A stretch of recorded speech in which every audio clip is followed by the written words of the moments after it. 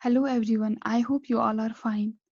आज का जो हमारा टॉपिक है वो है problems of mentally retarded children.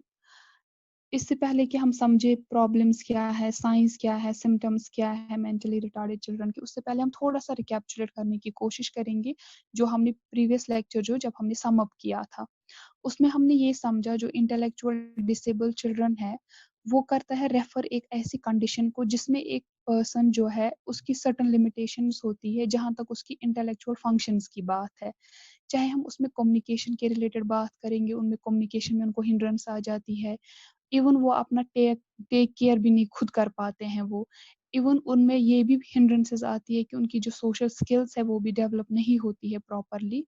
In limitations की वजह से हमें ये समझ आया जो बच्चे हैं ये इंटेलेक्चुअली डेवलप नहीं हो पाते हैं जैसे कि एक नॉर्मल बच्चा होता है। ओवरऑल हमने कंक्लूड इसी पे किया था कि यही है meaning intellectual disability. As a layman अगर हम अंडरस्टैंड करने की कोशिश करेंगे इंटेलेक्चुअल डिसेबिलिटी क्या होता है। अगर हम अब आज के टॉपिक को देखेंगे जिसका नाम है problems of mentally retarded children, इसमें आपको पहले कुछ पॉइंट्स याद रखने जो कि बहुत इंपॉर्टेंट है। आपको याद रखना है जो बच्चे हैं जो इंटेलेक्चुअल डिसेबिलिटी में फॉल होते हैं या जिनको आप मेंटली रिटार्डेड कहेंगे, अभी तक जो ओवरऑल वर्ल्ड पॉपुलेशन देखी गई उसमें हम एस्टिमेट करते हैं कि अबाउट 3% जो बच्चे हैं वो इस कैटेगरी में फॉल होते हैं। देन नेक्स्ट इज हम ये भी कहते हैं जो मेंटली रिटार्डेड बच्चे हैं ये ज्यादा कॉमन होता है बॉयज में देन गर्ल्स में। देन नेक्स्ट इज अगर हम इंडिया की पर्टिकुलरली बात करेंगे इसमें हम ये कहते हैं कि जो 5 लोग आउट ऑफ 1000 चिल्ड्रन ये मेंटली रिटार्डेड है। और ये जो स्टडी है ये रिवील की गई थी, ये इंडियन एक्सप्रेस में पब्लिश हुई थी 13 मार्च 2001 में। अगर हम देखेंगे साइंस क्या है, सिम्टम्स क्या है जिससे हम ये डिपिक्ट करें कि ये जो बच्चा है ये मेंटली रिटार्डेड है, उसमें बहुत सारे ये तो कॉमन सेंस की बात है कि सिंगल एक साइन से हम डिक्लेयर नहीं कर सकते हैं किसी बच्चे को कि ये मेंटली डिसेबल है या मेंटली रिटार्डेड है। इसमें कुछ साइंस है, कुछ सिम्टम्स है। जैसे कि सबसे इम्पोर्टेंट है पहले जो इनकी डेवलपमेंटल माइलस्टोन्स है ये वो प्रॉपरली अचीव नहीं कर पाते हैं। वही हमने यहाँ पे लिखा है failure to achieve developmental milestones. Then next is deficiency इनको होती है कॉग्निटिव फंक्शनिंग की जहां तक बात है। प्रॉपरली जो इनकी जो कॉग्निटिव फंक्शनिंग है वो प्रॉपरली नहीं होती है। और उसकी वजह से क्या होता है ये बच्चे जो है ये फ्रस्ट्रेशन का शिकार होते हैं इजीली। और इनको डिफिकल्टी होती है क्योंकि ये डायरेक्शंस को नहीं समझ पाते हैं। ये अनेबल होते हैं कम्युनिकेट करने को और एक्सप्रेस करने को अपनी फीलिंग्स को, अपनी नीड्स को verbally. Then next is psychomotor skill deficits. Psychomotor skill deficits की जहाँ तक बात है ये इन्वॉल्व करता है इनकी जो लर्निंग डेवलपमेंट है ये स्लो डाउन हो जाती है। इनका जो थॉट प्रोसेस है वो स्लो डाउन हो जाता है और रिडक्शन हो जाता है जहाँ तक इनकी फिजिकल मूवमेंट की बात है। Then next is lack of curiosity. अगर हम देखेंगे लैक ऑफ क्यूरियोसिटी जो है न्यूरोलॉजिकल साइंस वाले कहते हैं क्यूरियोसिटी जो है ये एक कॉग्निटिव प्रोसेस है जो हमें लेटर ऑन ये समझा करता है, एक्टिवेट हमारी ड्राइव को हमारी मोटिवेशन की ओर ले जाता है। मोटिवेशन के लिए क्यूरियोसिटी होना बहुत ही ज़रूरी है। बट अनफॉर्चुनेटली इन बच्चों में लैक ऑफ क्यूरियोसिटी होता है, उसकी वजह से एक तो ये मोटिवेशन इनमें नहीं होता है और उसकी वजह से इनकी क्रिएटिव डेवलपमेंट भी नहीं होती है। और इसी की वजह से ये भी रीज़न है कि ये डिप्रेशन का जल्दी शिकार होते हैं।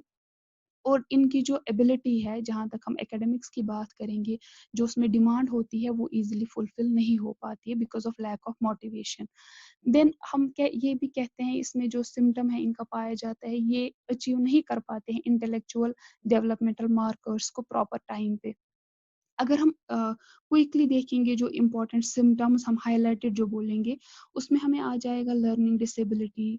हम कह सकते हैं ये हाइपर एक्टिव एक्टिव होते हैं, हाइपर एक्टिविटी इनमें पाई जाती है। शॉर्ट स्पैन ऑफ अटेंशन होता है इनमें, poor concentration, poor memory, impulsivity, awkward clumsy movements, disturbed sleep, emotional instability and low frustration tolerance.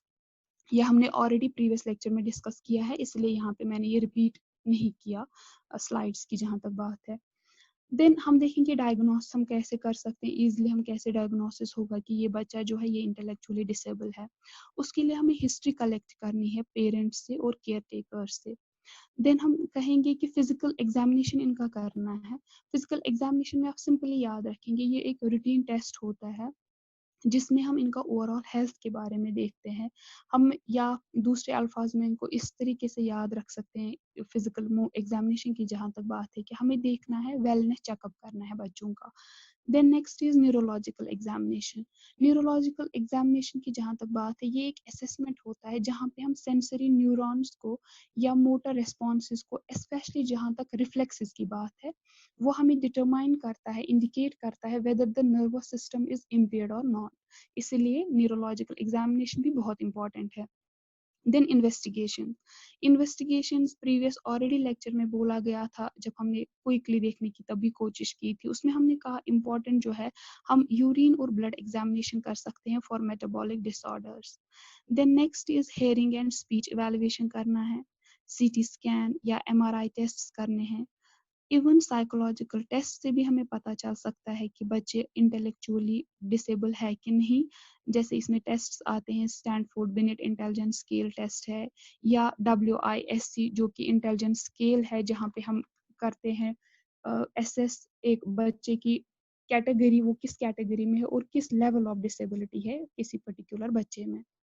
Then देखते हैं ट्रीटमेंट मॉडलिटीज, जहाँ तक बात है ट्रीटमेंट में आपको याद रखना है, हम ट्रीटमेंट में देख सकते हैं इनके बिहेवियर मैनेजमेंट को, हम एनवायरमेंटल सुपरविजन करना है, मॉनिटर करना है बच्चे की डेवलपमेंट को, इसकी नीड्स को, इसकी प्रॉब्लम्स को, या हम ये भी कह सकते हैं हमें ऐसे प्रोग्राम्स मैक्सिमाइज करने हैं जो रिलेटेड होंगे स्पीच से related, language, cognitive, psychomotor, social, self care या इवन ऑक्यूपेशनल स्किल्स की जहाँ तक बात हो। देन हम ये भी ट्रीटमेंट में देख सकते हैं कि ऑनगोइंग इवैल्यूएशन करना है, ओवरलैपिंग जहाँ पे होगा साइकियाट्रिक डिसऑर्डर्स, जिसमें एग्जांपल हम दे सकते हैं डिप्रेशन या बाइपोलर डिसऑर्डर, सो ऑन। हम ये भी कह सकते हैं कि हमें फैमिली को थेरेपी देनी है, स्पेशली जो पेरेंट्स है, ताकि वो डेवलप कर पाए, वो कूप अप कर पाए, वो स्किल्स को खुद को डेवलप कर पाए, ताकि वो डील कर पाए इन बच्चों से जिनकी एंगर, जो इजीली एंगर करते हैं, जो डिपिक्ट, या जिनमें फ्रस्ट्रेशन लेवल ज़्यादा होती है, डिप्रेशन की इंडिकेशन ज़्यादा होती है। इसलिए हमें फैमिली को इस तरीके से थेरेपी देनी है ताकि वो पेरेंट्स कूप अप कर पाए, इजीली डील कर पाए उन बच्चों से। हमें अर्ली इंटरवेंशन प्रोग्राम्स देने हैं इन बच्चों को, स्पेशली जहाँ तक जो बच्चे होंगे यंगर देन 3 years, जिनकी मेंटल रिटार्डेशन होगी। क्योंकि मैंने कल के लेक्चर में भी आपको पहले ही बोला कि हम स्कूल में हमें डिपिक्ट होता है, जब इनको हम लर्निंग के लिए कुछ देते हैं, हमें वहाँ पे समझ आता है कि इनको कोई ना कोई हिंड्रेंस आ जाती है, तभी हम इसीलिए यहाँ पे लिखते हैं यंगर देन 3 जो है जिनकी मेंटल रिटार्डेशन है, इसीलिए हमें अर्ली इंटरवेंशन प्रोग्राम्स रखने हैं। देन प्रोवाइड करना है डे स्कूल्स को, हमें ट्रेन करना है बच्चे को, स्पेशली जो उसकी बेसिक स्किल्स है। सिंपल एग्जांपल अगर हम देखेंगे, एटलीस्ट उसको सिखाना है बात कैसे करना है या फीड कैसे खुद को करना है। ये ओवरऑल आज जनरल ओवरव्यू था इस प्रॉब्लम्स की जहाँ तक बात है।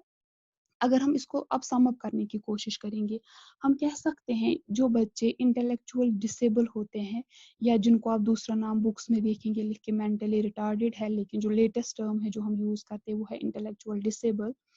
ये बच्चे जो है, अगर हम देखेंगे American academy of paediatric and adolescent psychiatry जो है, वो कहते हैं जो मेंटली रिटार्डेड बच्चे हैं, they may have considerable problems in everyday functioning. और ये हमें ऑलरेडी सिम्टम्स से डिपिक्ट हुआ कि उनको अनी हाउ होगी, जो एवरीडे फंक्शनिंग है वो प्रॉपरली नहीं कर पाएंगे जैसे एक नॉर्मल बच्चा करता है। अब इसमें हमें ये भी ध्यान रखना है, जो बच्चे होगा जो इंटेलेक्चुअली डिसेबल होगा, कुछ बच्चे जो है ये डिपेंड है सीवियरिटी पे, वो किस लेवल में जाते हैं। वो कर सकते हैं अटेंड स्कूल को, या इवन वो पार्टिसिपेट भी कर सकते हैं सोशल एक्टिविटीज में, लेकिन कुछ बच्चे इसमें इतने भी प्रोफाउंड हो सकती है उनकी प्रॉब्लम कि उनको रिक्वायरमेंट है, वो डिमांड करेंगे अराउंड द क्लॉक सुपरविजन, और स्पेशलाइज मेंटल हेल्थ और ऑक्यूपेशनल थेरेपी भी बहुत ही इंपॉर्टेंट है उन बच्चों के लिए। That's all for today, thank you so much. Hopefully जो हमारा नेक्स्ट टॉपिक रहेगा उसमें हम इन डिटेल समझने की कोशिश करेंगे क्या फैक्टर्स है जिसकी वजह से बच्चा जो है वो इंटेलेक्चुअली डिसेबल होता है। That's all, thank you so much.